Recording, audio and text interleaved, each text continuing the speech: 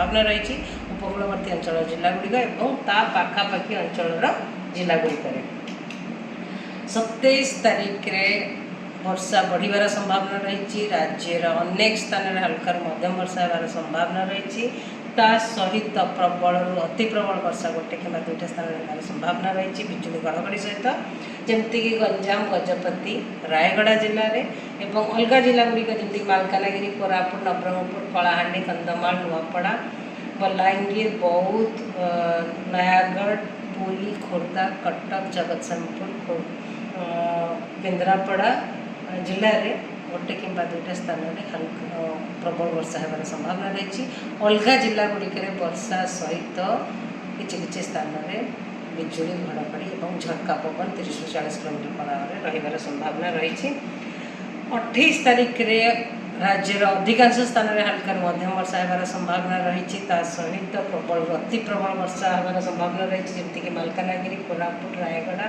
गंजाम गजपति पुरी खोर्धा कटक जगतसिंहपुर खोर्धा केन्द्रापड़ा जिले में गोटे कि दुईटा स्थान में प्रबल अति प्रबल वर्षा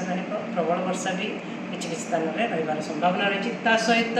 प्रबल वर्षा गोटे कि दुईटा स्थान में रही संभावना रही जमीक नवरंगपुर कलाहांडी कंधमाल नुआपड़ा बौद्ध अनुगुल ढेंकानाल जाजपुर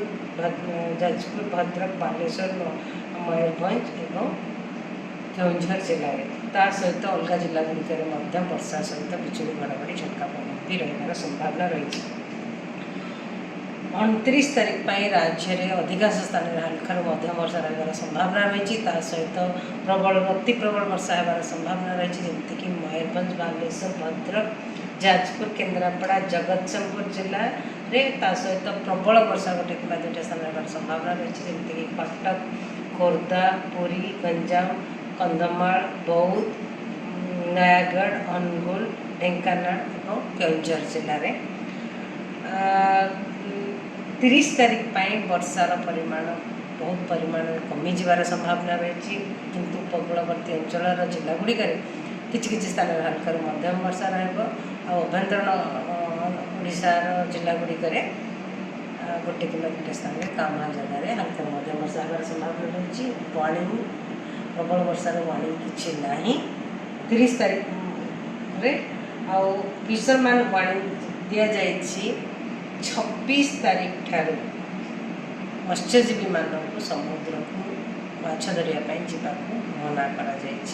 समुद्र अशांत स्कली वेदर माने वर्षा सहित स्ट्रॉन्ग विंड रही संभावना रही।